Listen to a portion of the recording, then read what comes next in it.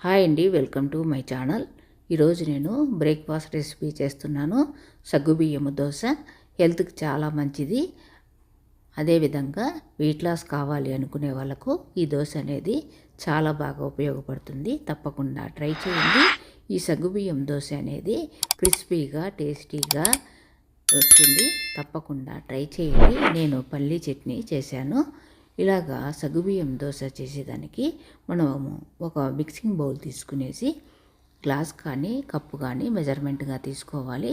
నేను గ్లాసును మెజర్మెంట్గా తీసుకునేసి లావుగా ఉండే సగ్గుబియ్యం ఒక గ్లాసు బియ్యము, హాఫ్ గ్లాసు మినపప్పు వేసుకునేసి అన్నిటినీ ఒకసారి బాగా కలుపుకునేసి మనము మంచినీళ్ళు వేసుకునేసి 2 సార్లు శుభ్రంగా కడిగి మనము నానబెట్టుకోవాలండి.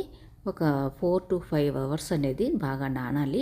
బాగా నానిన తర్వాత మనము మిక్సీ జార్లో వేసుకునేసి వాటర్ వేసుకునేసి ఫైన్ పేస్ట్ లాగా చేసుకునేసి ఒక గిన్నెకు తీసుకోవాలి. ఇలాగ ఫైన్ పేస్ట్ లాగా చేసుకున్న దోశ పిండిని మనము మూత పెట్టేసి బయటే పెట్టాలండి ఫర్మెంటేషన్కు. ఇలాగా బయట ఫర్మెంటేషన్కు ఒక 8 అవర్స్ అనేది పెట్టుకున్న తర్వాత మనము పిండినంతా ఒకసారి బాగా కలుపుకునేసి మనకు ఎంత పిండి కావాలో అంత పిండిని సపరేట్ గిన్నెకు తీసుకునేసి తర్వాత టేస్ట్ తగ్గట్టుగా సాల్ట్, బేకింగ్ సోడా ఒక 1/4 స్పూన్ వేసుకునేసి కొద్దిగా వాటర్ వేసుకునేసి దోశ బ్యాటర్ లాగా బాగా కలుపుకోవాలండి. ఇంకా మన ఛానల్కి సబ్స్క్రైబ్ చేయని వాళ్ళు ఉంటే తప్పకుండా సబ్స్క్రైబ్ చేసి వీడియో చూసినాక లైక్ చేయటం మర్చిపోకండి. మీ లైక్ అనేది వేరే వాళ్ళు వీడియో చూసడానికి ఉపయోగపడుతుంది.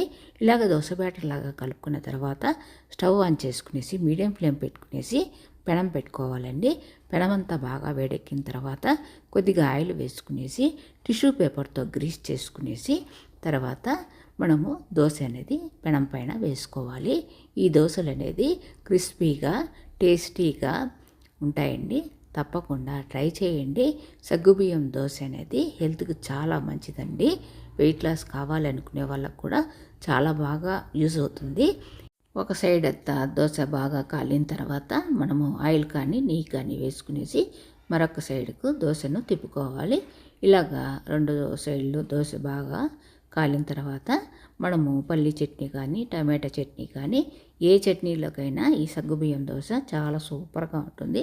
తప్పకుండా ట్రై చేయండి. హెల్త్ కూడా చాలా మంచిది.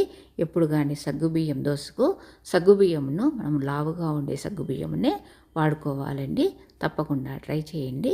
Thank you very much.